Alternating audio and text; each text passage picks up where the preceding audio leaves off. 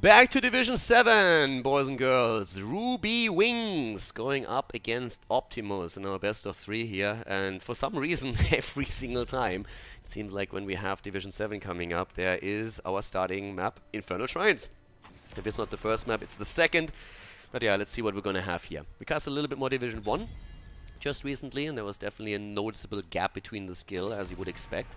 So right now we're having Reina all the way on the ban screen even. Didn't quite expect that to happen, but we're back to the Mal'Ganis ban. So one of the big difference already, Mal'Ganis is again targeted here within Division 7, whereas in Division 1 we actually didn't see Mal'Ganis picked or banned. Wasn't regarded as a viable pick or ban at all.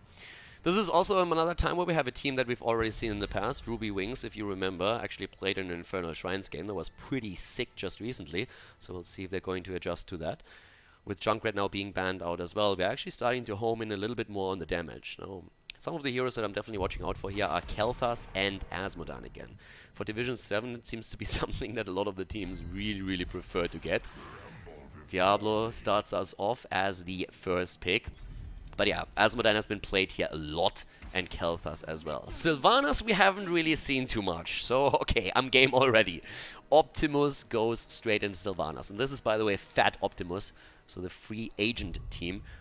We have Fat Megatron and Fat Optimus. I'm not quite sure if there's a bit of a trend, but those teams existed before the new Bumblebee video came out, which is, by the way, pretty good. Like, if you hated the few Transformer movies that are out there because you are thinking, hey, Michael Bay is just garbage and I don't want to see American flags and explosion all game long without any story whatsoever, I can recommend checking out Bumblebee. Not saying it's the best video, the best movie in the world, but it definitely gets that Transformer feeling across that we had in from the past. So recommendation from my end if you're interested in a good popcorn movie. Gul'dan and Malfurion make their way into the draft for Ruby Wings. So we have already good control into the entrances for the shrine with a couple of roots if they are placed down at the opportune moment in time. Diablo can also be followed up after he gets a stun in, so I'm liking that. Ban on Leoric. Apparently a little bit afraid of the drain against Diablo. I mean, he is an insane high hit point heavy tank, so if you get a good drain off with Leoric, you can definitely start burning him down. They got Kayn also taken away, so trying to get some of the AoE out of the equation makes it a bit easier for the team to handle the shrines themselves. But with the Murder and Sylvanas setup, I'm actually a bit at a loss at what's coming next. What do you play with this? A bit more consistent damage would probably be a good thing for them, but we haven't really seen a lot of Phoenix play. There is a Dehaka and a Stukov. Okay, I mean, I'm liking the idea of Stormbolt into a Silence.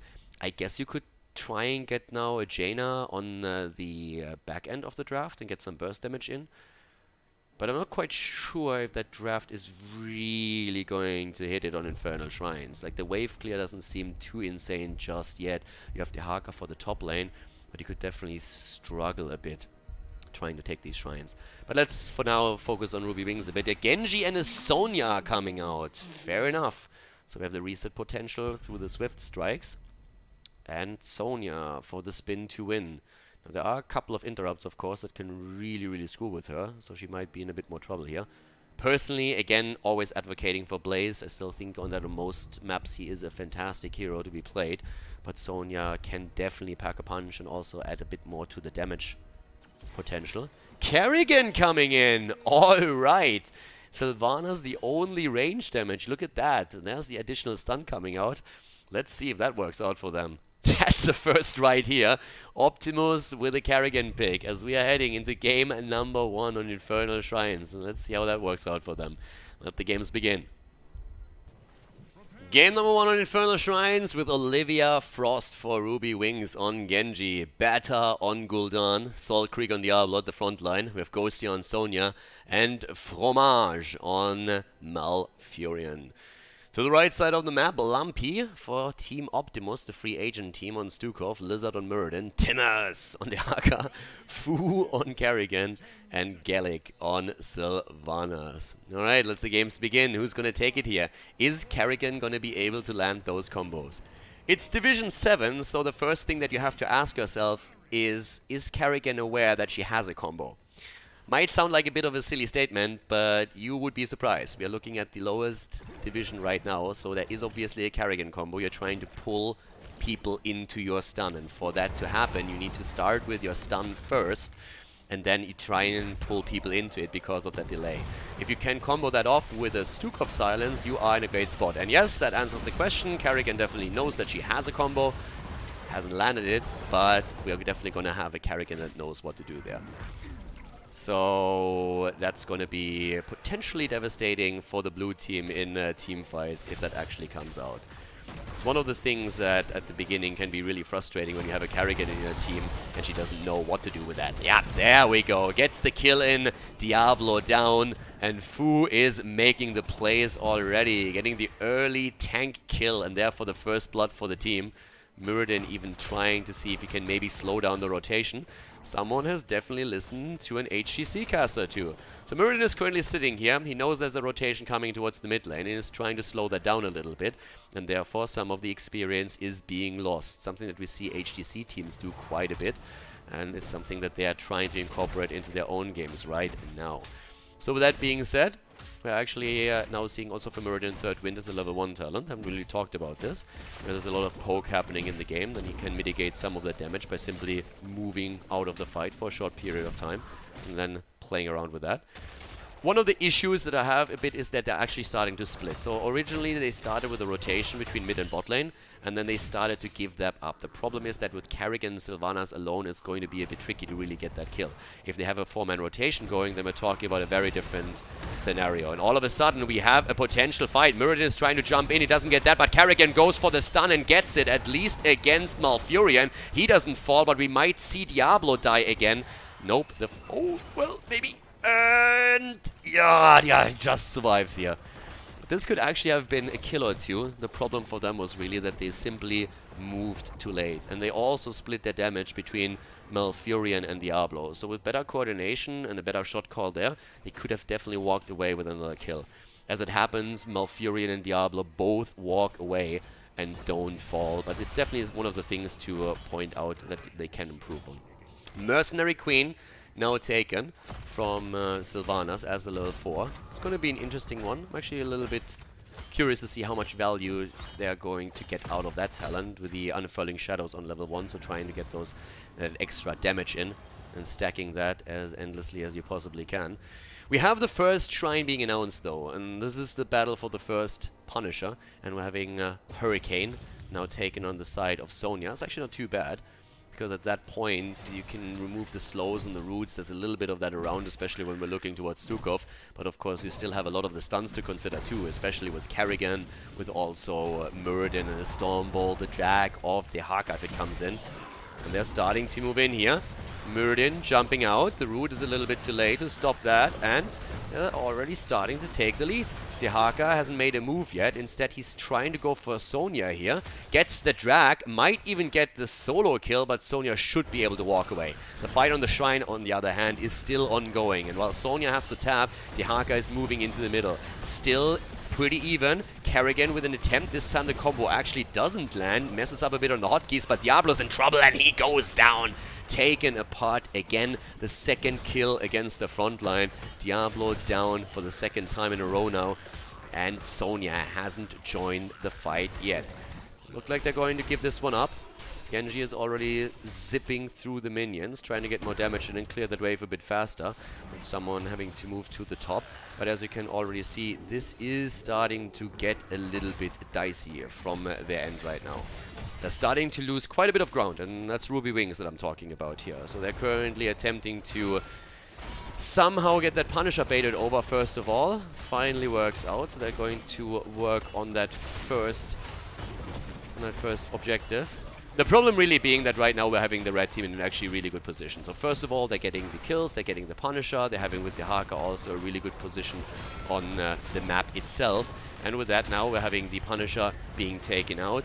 We're having still the wall nearly being destroyed here, especially of course Sylvanas is trying to get as much out of it as they can, but there's Genji going for the kill and Sylvanas is down, and she might not be the only one. They're trying to make a play for Muradin too, but with Genji being really low in HP, that didn't quite work out for them here. So at least a counter kill. Did lose some of the hit points on the fort, It's not down just yet. When it comes to talent, Sonya is starting to spec more and more into a Whirlwind build too. So Life Funnel, after we saw the initial Hurricane being chosen on level 4. Muradin is actually going on a slow on his level 7. Not given the axe, not trying to look for the extra damage. Harrigan, by the way, with a Boundless Fury. Trying to get the Ravage charges here. Also having the Kinetic Fulmination to increase the damage output a bit from the Impaling Plates. So not quite necessarily the build that you usually see on her. But then again, we don't have as much Kerrigan play these days as we had in the past. Even in HGC, she was more of an outlier hero than anything else. Very rarely played. And the reason for that is mainly she's one of those heroes that can do really well, but also fall behind very hard. You need to get your kills with this composition. Especially when you're only relying on a single Sylvanas as the range damage. Whenever you start to commit with this setup, you need to do work. And Gul'dan is, for example, a fantastic hero that can punish a melee heavy set buff very easily. If he is able to survive an initial attack, first of all, he's going to get Horrify value, and at the same time, with an Echoed Corruption, especially after Ruinous Affliction, he can do well. Not if he's too far out, though. Then he gets dragged, and he gets killed. Gul'dan down, and now Diablo also falling again. Salt Creek is getting salty because he is getting wrecked. 3 kills against him. And of course the level 10 abilities that just dropped into the hands of the red team are not going to make this any easier. Optimus is doing well here. Gul'dan needs to stay farther back. He's going to be one of the prime targets because he's one of the biggest threats. So whenever he gets attacked and stands too far out, if he goes and wanders off in front of his tank, he is going to be a priority kill for Kerrigan, for anyone here. Sylvanas, by the way, not going for mind control, but instead we are seeing her with a Wailing Arrow. The leap is being taken for Sonya. Oh yeah, baby. And we have the Twilight Dream. They have a huge amount of tools against melee heavy heroes. Here comes the Apocalypse. Perfect execution and the double kill. Muradin and Kerrigan go both down, and all of a sudden Ruby Wings are turning this around here. That was a great execution, by the way. Salt Creek, first of all, gets the Shadow Charge into a wall. Perfect execution on his Diablo combo as well, with a follow-up on the Apocalypse. And they're doing well with this. Gaelic survives. I was waiting for Genji to have another E available, but apparently wasn't quite ready for that just yet with a cooldown. So Sylvanas gets away, doesn't fall. But we still have the next try now spawning, and Sonya is already on the case. And she still has her leap available too. Sylvanas falls after all. Not quite sure what happened there. Must have wandered straight into those 4 heroes here. That came a little bit out of nowhere. A staggered death on her does definitely not help the cause of Team Optimus. And now with Sylvanas dead, there's also no range damage any longer. As we said before, engaging with those 3 melee heroes and Stukov is going to make it very difficult when you're up against Gul'dan with a Horrify and the setup with the Apocalypse, so you need to be very careful. And it's in general just a very tricky engage. You can get a lot of damage out, and you have good CC that you can stack up as well, especially with Stukov and his silence, but at the same time you will struggle if you don't get the initial kill and get the numbers advantage. They're trying to aim a little bit of Sonya here with the setup that they have. I'm a little bit worried for the red team now because, first of all, they need to bait this over. That shouldn't be an issue. There we go. Nicely done. So at least not triggering the jump in front of the gate, but with an Arcane Punisher in the mix, this is going to do some work. And to the top, we're still having Dehaka. Good drag against Sonya. Not going to get too much in the long run, though, especially with the life funnel. The solo sustain on lane is good for her. But here comes an Apocalypse that is pretty random. Was apparently hoping to follow up on a Punisher stun, but that didn't quite work out the way that they wanted to. Then again, they get the fort, so that's at least one win. But of course the cooldown is a bit of a problem right now. They have the tools, don't get me wrong, but Salt Creek threw that out a little bit without thought there. Bot lane, I'm surprised that nobody really made a rotation here to stop those waves, because that fort has already suffered damage earlier, and now with the waves pushing in, the only thing that the red team has to do is try and take it down. Muradin is also starting a camp clear. That might be a bit of a problem. The rest of the team is moving in too. Malfurion, by the way, is not with the blue team yet, so I'm not quite sure if that's going to be a fight or not. Well, Diablo goes in. Alright, the shove is missing. But without Malfurion being here in time, they're not making the play for the camp. The camp is claimed. 13 talents in their hands. And we're going to see those for their opponent in a few seconds as well. Genji has taken over the duty at the bottom of the map. Oh, the stun again! The Horrify saves Diablo for a second, but it's just not enough to save his life. Loses all of the souls, and the Lord of Terror is nothing but a terrified kitten at the front line being devoured by the wolves. That's what we're seeing here right now. 13 talents and the push through the mid lane. Genji in the back trying to poke away a little bit. But here's the pressure play. Wailing Arrow and a shove. Not really getting a whole lot as a follow-up though. And with Sonya now even using the spear to get out of harm's way, even the drag of the Haka doesn't land. That's a bit of a problem. But yeah. This is one of the issues that we're currently having here a little bit. A lot of the ults are being thrown out without a follow-up. We saw that from Diablo earlier with the Apocalypse. We've seen it now with the Wailing Arrow. So you want to sync up your heroic abilities a bit to land these combos. A stun combo into a Wailing Arrow, for example, into a silence. To stack those up to get a chain going and then get value. Still the solo lane up at the top. Another combo attempt here against Karrigan, but the stun doesn't land. The X-Strike does though. Genji with a kill. And they're looking for number 2. Trying to go for Lumpy here. He gets the shove though and just tells Genji to get the hell off the screen. Which is exactly what happens, but the kill is still there. And without Karrigan in the mix, they're starting to claim the camp now. But Salt Creek missed the combo this time. Was trying to go for the Apocalypse combo again and missed it slightly. Wasn't able to get the final move. But we haven't really seen too many 5 versus 5 fights either yet. I mean, we so far saw very isolated kills on the map and small skirmishes and 4 versus 4 setups. But the solo lane has been pretty much intact for the entire time with the 1 versus 1 between Sonya and the Haka. Once that we're going to see that leap, you add another layer of stuns to the mix that could make the difference here. And this is very likely going to happen now over the next shrine that is activating just as we speak.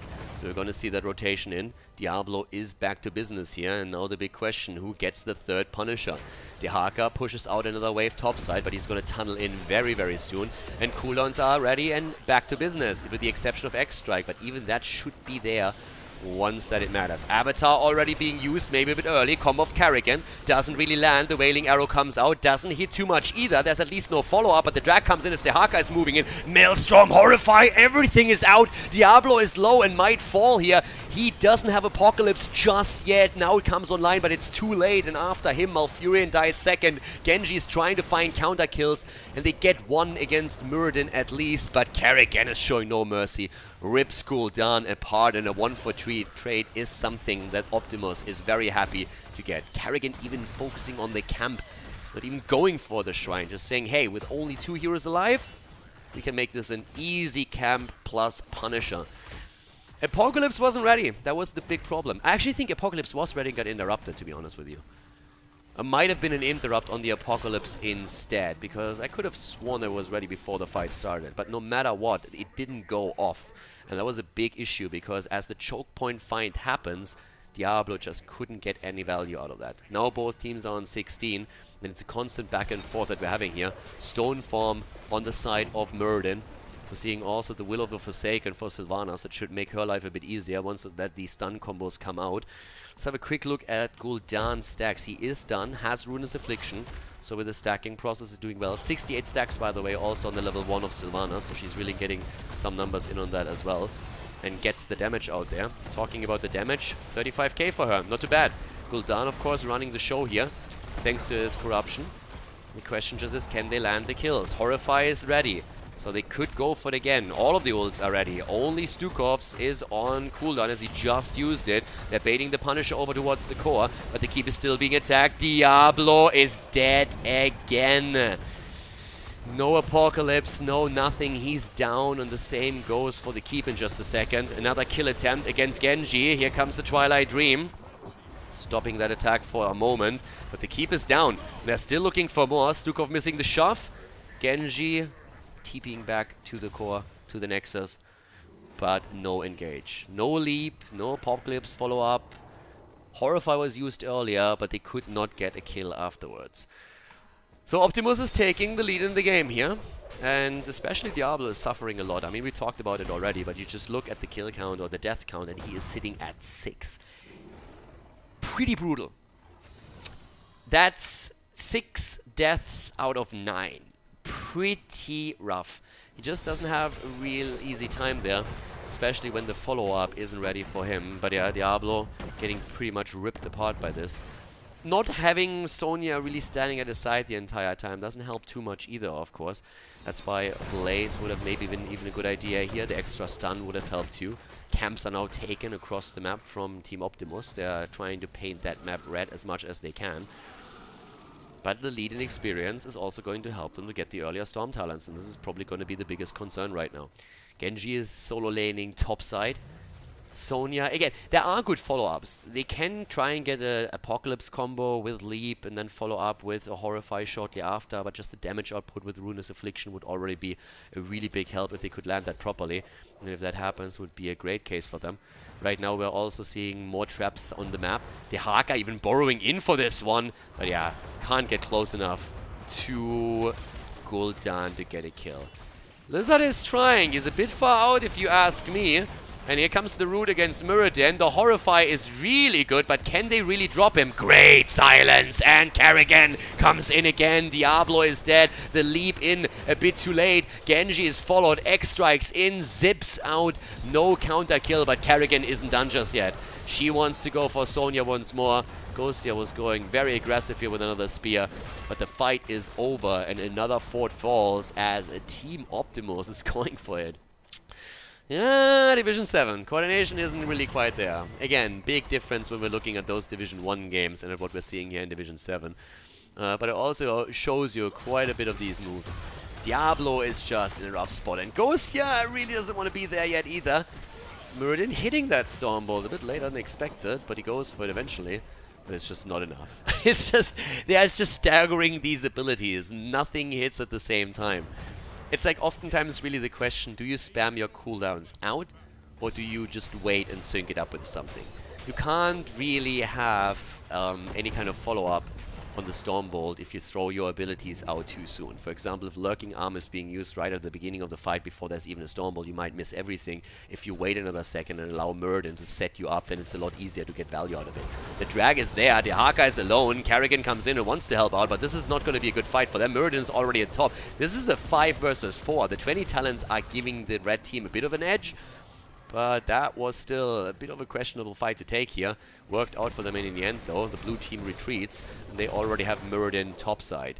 At the bottom of the map, Olivia has to take care of those catapults. Actually, at this point, it looks more so like the catapults are taking care of her.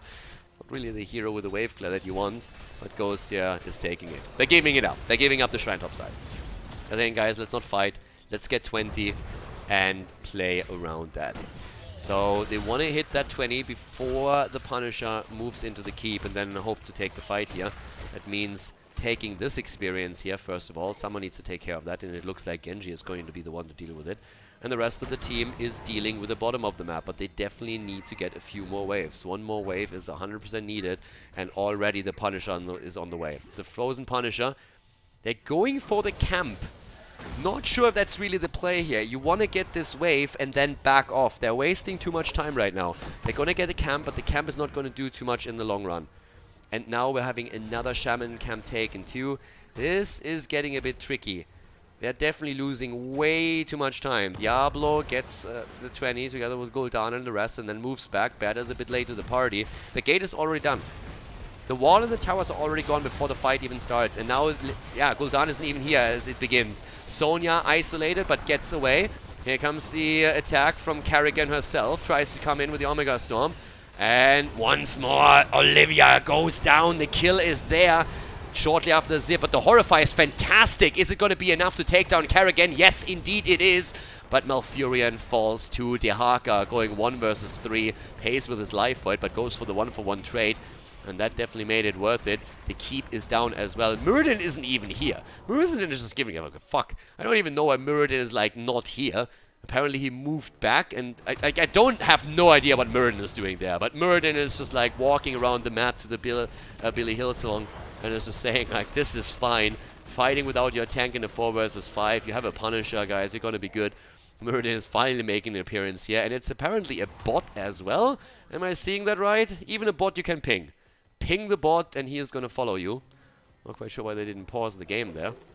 But yeah, 90% on the core.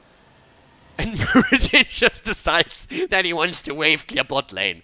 That's what's going in here. Dude, that's a bad idea. Gets the Stormbolt and the clap in. I mean, at least that works out. Someone has to ping the bot. Ladies and gentlemen, if you are not aware, you can ping bots.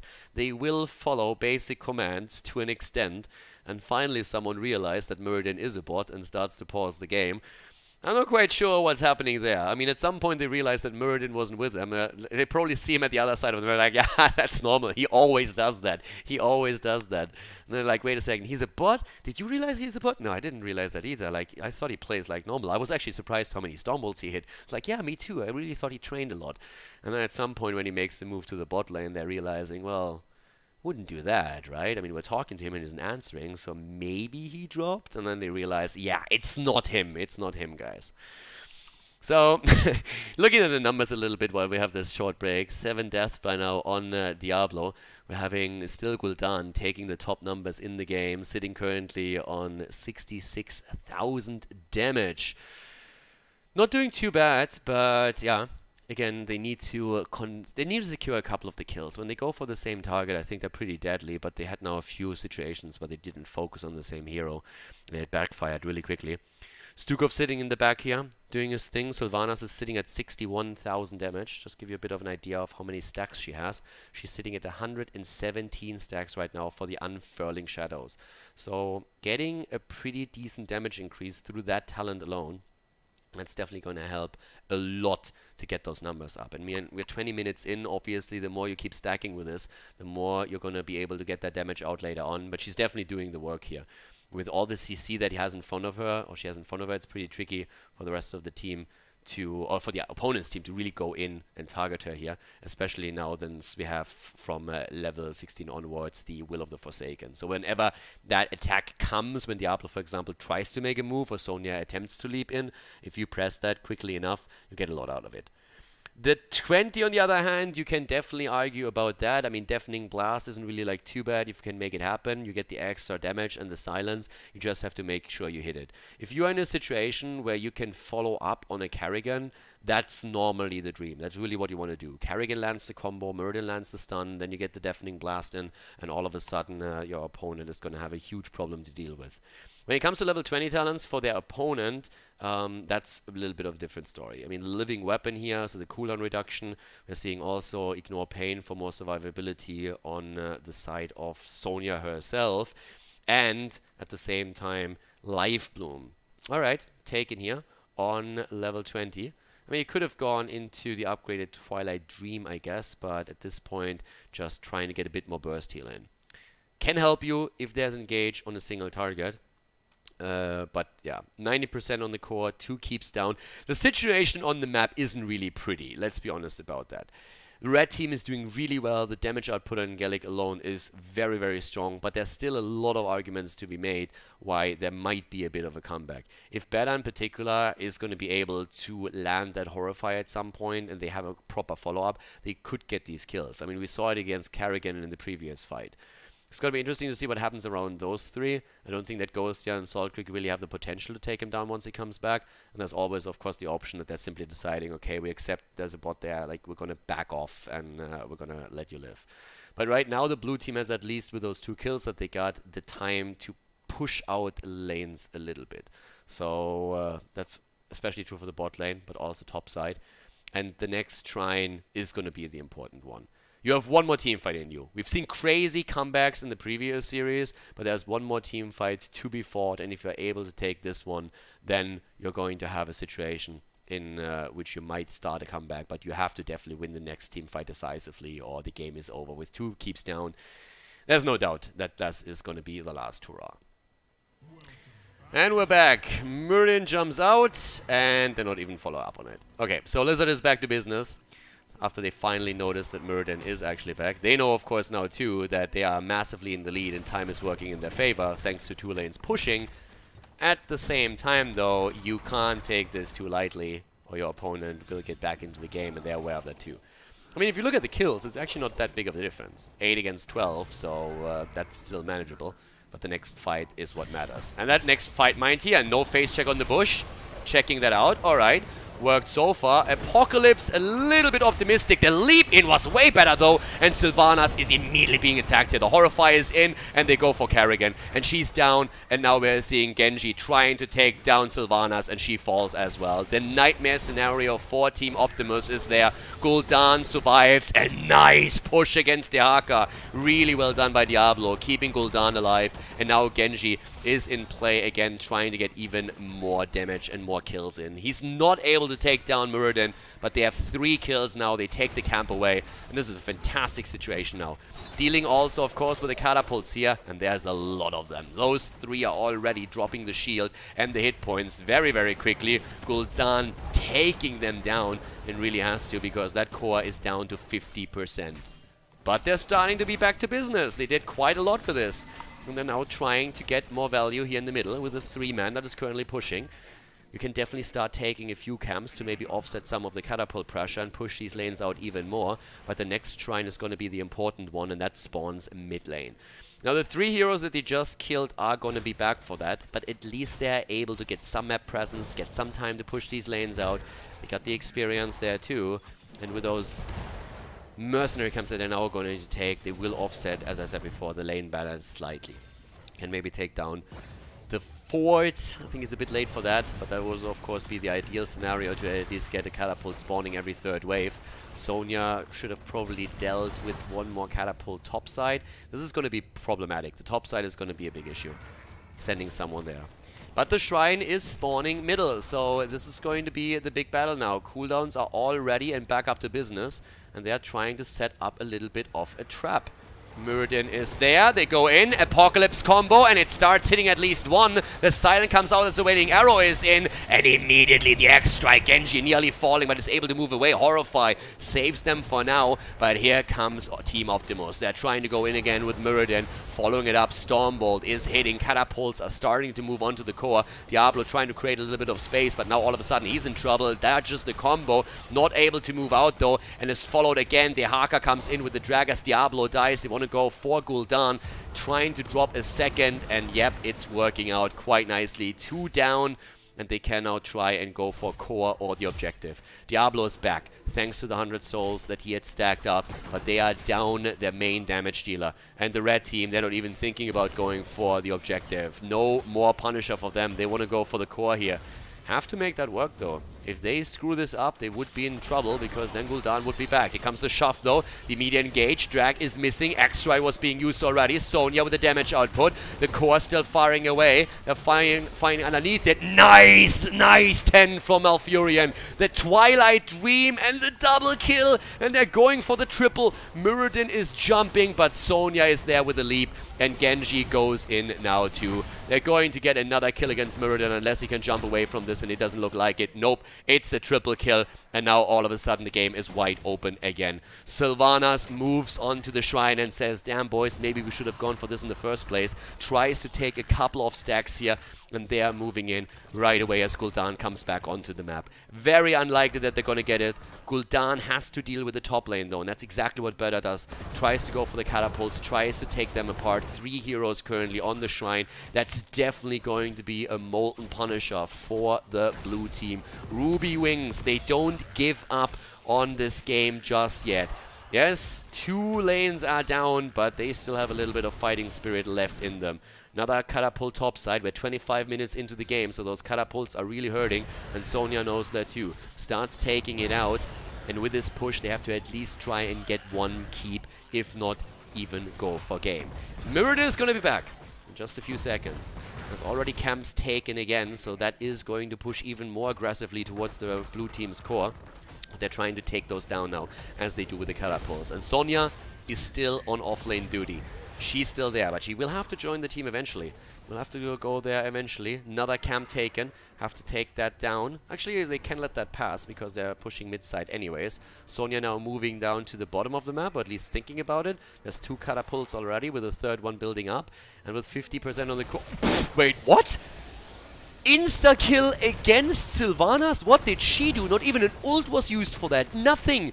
Sylvanas just falls out of nowhere, definitely screwing up her positioning. That's a disaster. They had the advantage of Sonya being there. Now Stukov is getting wrecked. Ruby Wings are moving in, trying to get another kill. 2 down already. They're going to get this keep for sure. Sonya is starting to make moves. She could join the fight here. They could go for the core, and it looks like we might actually see the blue team win the game. I can't believe this is happening.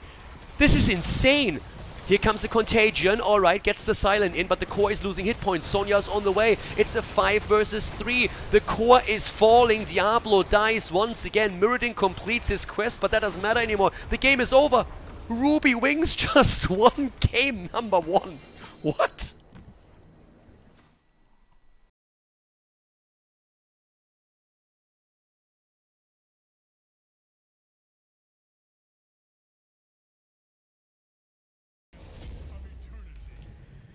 Game on, ladies and gentlemen. Team Optimus is behind. Score is actually not correct here. We're going to adjust that in just a moment. My apologies for that. But yeah, this is obviously map number 2. And it's a 1-0 for the Ruby Wings. Even our scoreboard got confused because, let's face it, nobody really saw that coming.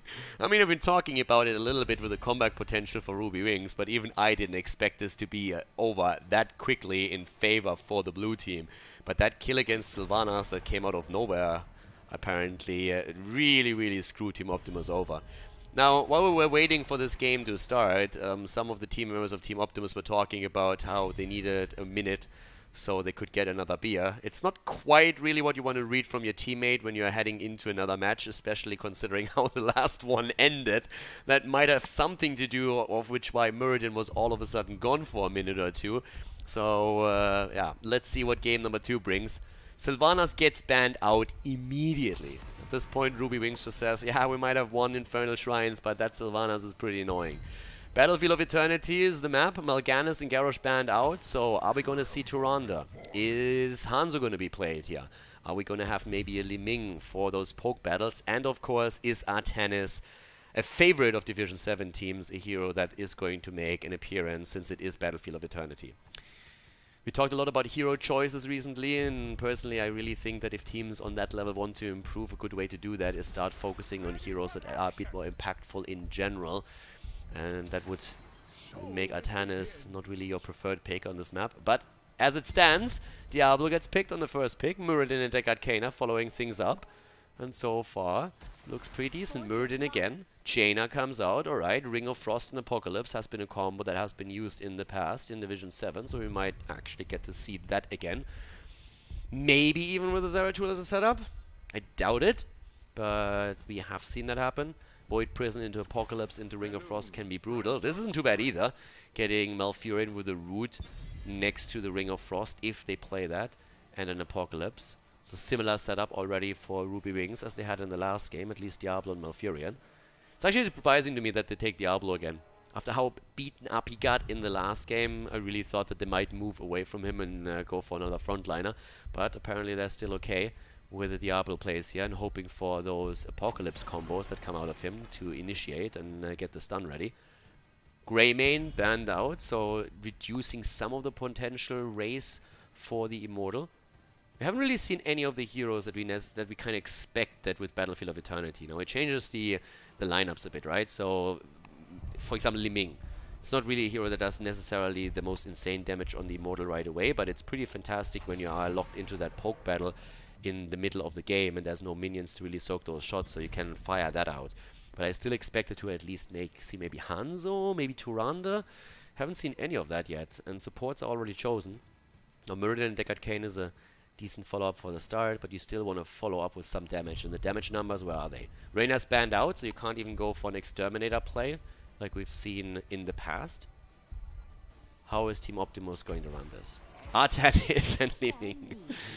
Artanis with the amateur opponent. It does the extra damage, and if there is any map where Artanis is getting a bit of value, it is probably Battlefield of Eternity, but it's still a pick where I'm always cringing a little bit inside, and I'm like, yeah, that might be true, but there are other heroes that add a little more to your play. We've seen very little value out of Artanis lately in Division 7, and I'm not sure if this is going to be the game that changes it.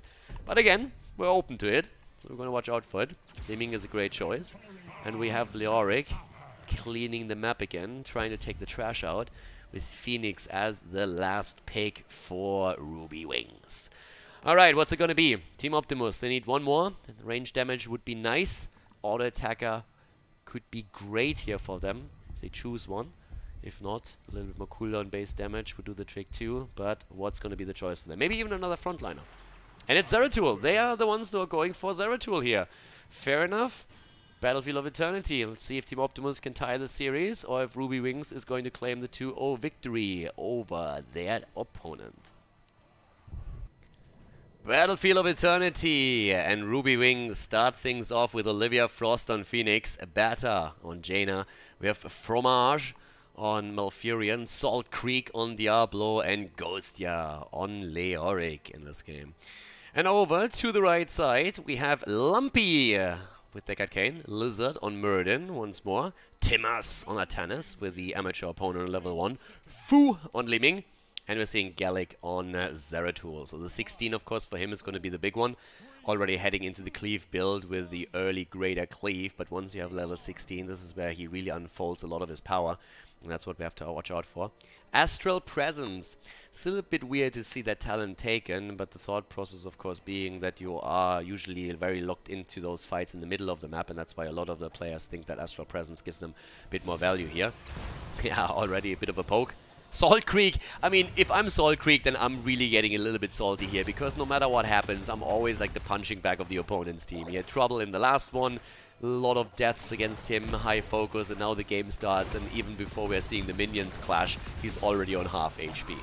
Feels bad, man, at least for him. Lizard is trying to stack his Stormbolt here again, and is going straight in once more.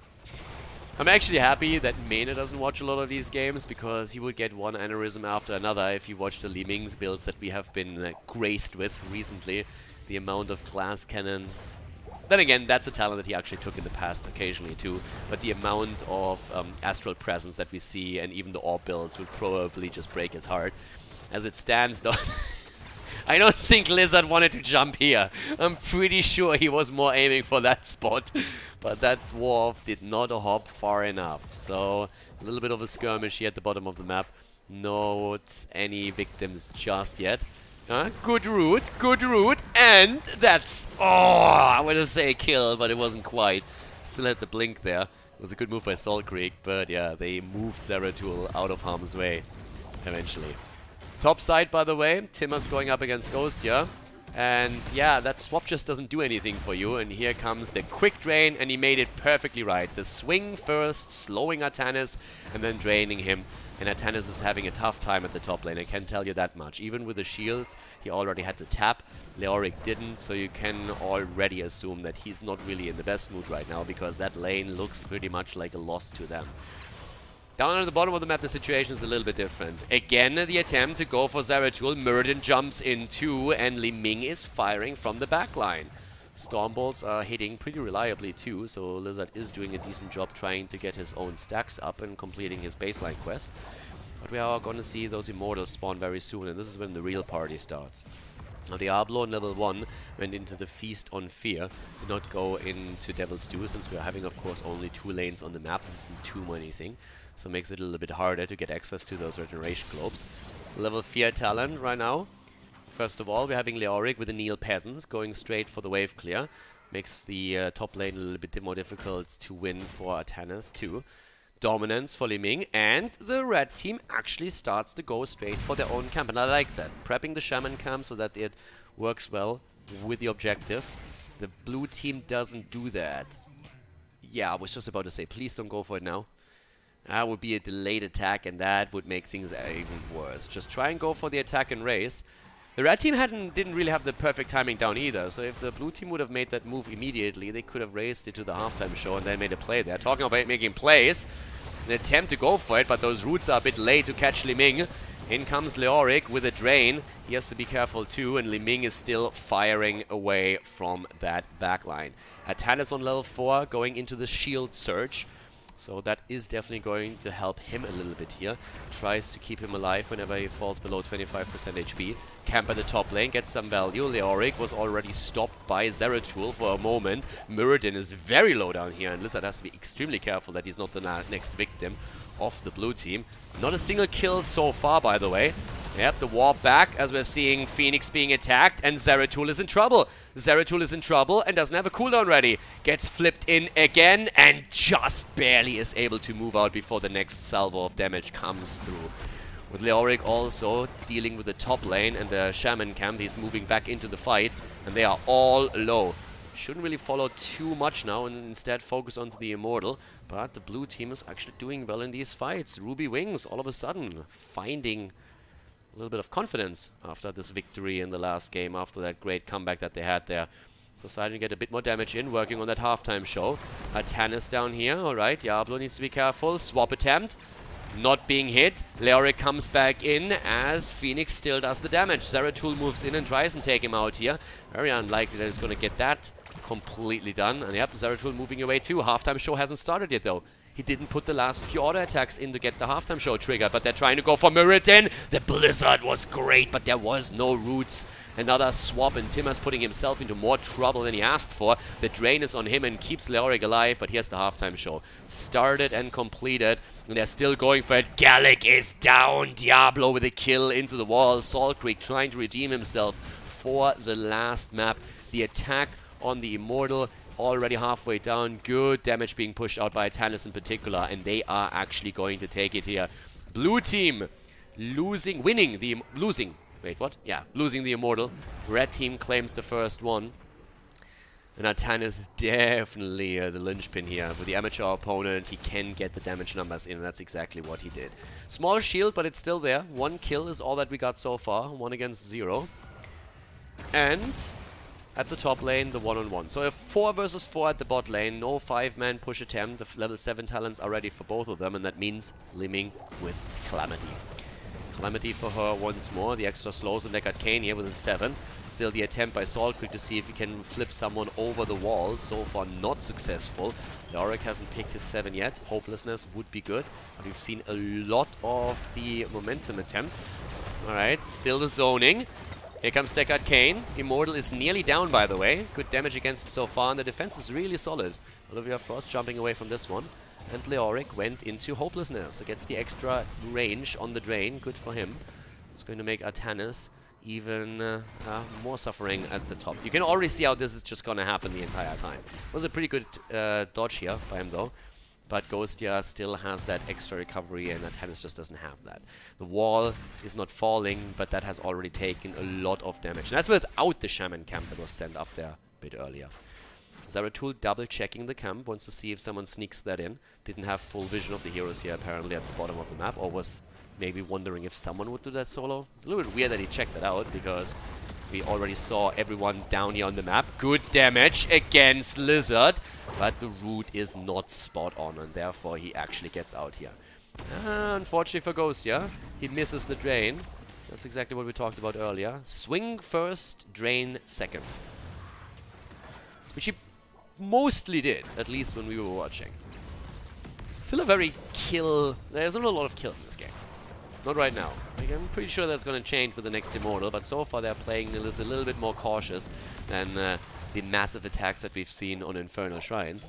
I guess there's a bit on the line right now, especially of course for Optimus, who in their head probably thought they would take game number 1, thought themselves ahead there, and very quickly learned that that wasn't quite the case yet. So it's all about the camps again, and this time we're actually seeing the blue team move into the Shaman camp first. Already have the Optimus team starting to go for theirs as well, but the timing should actually work out for the blue team to even get a head start. Take the camp right now, move over, and start claiming some damage on the Immortal, and they're not doing it. Instead they're moving to the bottom of the map, God knows why. That was the perfect setup to go straight in here and get good damage onto the Immortal and get a head start. But now they waste a bit of time to push that wave out. It makes the camp a little bit better, I would assume. But yeah, they are just too late on the attack here. A little bit hesitant. Indecisive, not quite knowing, do we want to defend, do we want to attack, can we raise, can we not raise. 10 is there, so they got that experience. And we're having with that no big surprises when it comes to heroic abilities, at least for the time being. Ring of Frost, again the Twilight Dream, and the halftime show is being won by, it's pretty dead even actually. It's currently won by the blue team, but only by the smallest of margins. Leoric is still at the top side, dealing with a Shaman camp, taking most of that down. And we'll have to join the rest of the team now in the defense, as we're having Ruby Wings trying to defend as much as they can. Mirrodin jumps in, Apocalypse comes out and hits him hard. Mirrodin is in trouble, trying to get away. The Ring of Frost also coming out. They're trying to do a little bit more damage. Already we're seeing Artanis with his own ult on Phoenix, and here comes the kill. Zeratul dies, but he gets the kill against Phoenix as well, thanks to the Singularity Spike. The Immortal defended for now, and everybody's zoned out, but they are still far behind when it comes to the race. Again, a quick attempt by Artanis to swap in, swap out, but they need to get someone on that Immortal if they really want to have a hope of winning it. The zoning is still there. The Drain Hope on Li Ming this time. She gets drained and attacked by Diablo again, dropping really low, but not falling. Blizzard is fantastic against Artanis right now. Here comes the Twilight Dream, but they cannot get the kill. Everybody's still alive as Phoenix and Zeratul are now back to business, and Zeratul is going to be looking for that kill. He wants it. He wants to see if he can drop Berta on Jaina or maybe even Malfurion. Still sipping around there. Phoenix starting with the attack right now and starting to burn an Immortal down. Leoric needs to be cautious, needs to be careful. Gallic still looking for an approach here. Artanis comes in, tries to drop the damage. Leoric falls as they're focusing on him, and they're about to win the Immortal 2 with another potential kill against Malfurion. And yes, one more hit by Zeratul, and that is it. 2 kills, make it 3. Diablo is gonna fall as well. They can't get a counter kill, and Optimus wins the Immortal on top of all of it. Well done by them after the initial back and forth brawl that we had there. Top lane now. A lot of heroic abilities, by the way, never even used. So a lot of it never used. Some of them back already. But now we have the top lane push. And Zeratul, of course, is already a big nuisance, but he's going to be even more dangerous once we hit level 16, as we said before. This is really when his power unfolds, and he's already continuously looking for these kills. It's a 5-man push, by the way, with the Immortal. Leoric has the bot lane to himself and is trying to push some of these towers down at least, but they're aiming for the 4 top side, and they're aiming for more. Berta goes down. Apocalypse didn't change that, but they might get a kill. Not quite. They're getting everybody low, but Zeratul is on Phoenix now. Can't get the kill though. Now Zeratul is really far out. Has to drop the Void Prison to blink away. Was afraid of Diablo charging in. And to be fair, Diablo would have very likely killed him. He dropped that Void Prison mid-Shadow Charge. That could have definitely been the end of Zeratul if all of it would have hit. Artanis is at the bottom of the map now, dealing with Leoric, but that top fort is gone. And now we're having 13 talents in the hands of Optimus as well. And with that, of course, the healing static comes in. We have the Ancient Blessing for Deckard Cain, which is another big asset for them in these fights and trying to keep them alive. And the blue team seems to be willing to fight here. They actually aggressively move in, even though they didn't have the 13 talent at the time yet. It's there now, very late on the picks as well. Again, you can pick talents with hotkeys. Control 1, 2, 3 is really helping you with that. And it's pretty good if you know what you're gonna get there. So definitely something to consider if you haven't really done that in the past, and if you know the hotkeys for the talents that you want to take. It becomes a little bit annoying when you misjudge something or you misremember and all of a sudden you're picking the wrong one. But so far that hasn't really been the case here. Rapid Recharge. Okay. Didn't quite think that would be the talent that we're going for on level 13 here, but apparently Olivia is a little bit worried about the shields and the pressure that she receives from Zeratul, so instead we're going to have a bit of synergy between Malfurion and the shield of Phoenix. The next Immortal is already being announced, and so far it doesn't really seem like the team is going to make a play for the Shaman camp. Instead we're actually seeing the bottom camp attacked. Another possible approach for the blue team to get a bit of a lead here. That's definitely a good start for them. And now they could rotate into the middle, but they're trying to help out with the Khaldor camp bot side. Ghostia is not going to be alone for this one. Not riding the soap, by the way. Gets a lot of credit for riding the, or for rocking the General Leoric, but he doesn't have the soap bar. So he's not quite as good at cleaning house as he usually would be.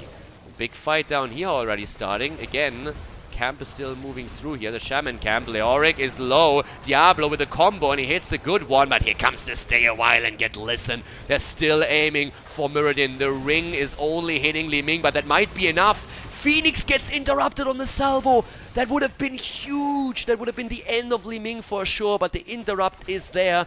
And now we are seeing a 5 versus 4. That could have been the counter kill, but it's not quite. Phoenix has the salvo back, but he can't really close the distance, and there's nobody low enough. But Leoric will be back in a second. Trade value, baby, right there. Level ahead for Team Optimus. Trying to go for a race here. A little bit optimistic, to be honest, considering that they have the longer way to go, and they're up against the Artanis with the amateur opponent. But they're racing, at least for now. Not quite working out for them. You really need to try and win a fight now. They have some heroics up. Some are still there. Basically everything on the side of the red team is on cooldown. But they're going for the race instead. They're trying to go for the race instead, as it seems. And the red team, for some reason, doesn't race. They're actually defending, and they're doing it badly too. Zeratul falls, so instead of racing while they were already ahead, they're all of a sudden getting a kill in against them. And now we're having the continuation of that little brawl here, with the left side being attacked by 2, the defense for 3. A little bit of a weird setup that we're seeing here. Here comes nice Dale while listen as the Entomb comes out. Malfurion is helping out with another heal, but this is looking more and more like the blue team might actually be able to win this one. It's close, but they're taking it. The blue team takes it. They had 0 rights of winning this particular objective, but they did. Now again, the correct call for the red team would have been to simply burst the Immortal down. Don't even deal with them. Like, don't give a shit, just go for the Immortal, burn it down, you're already ahead, you have good clear, just go in, race it down, and be done with it. But they didn't. Losing Zeratul added insult to injury, and now all of a sudden they have to fend off the attack at the top side. They have 16, that gives them a bit of an edge, but still.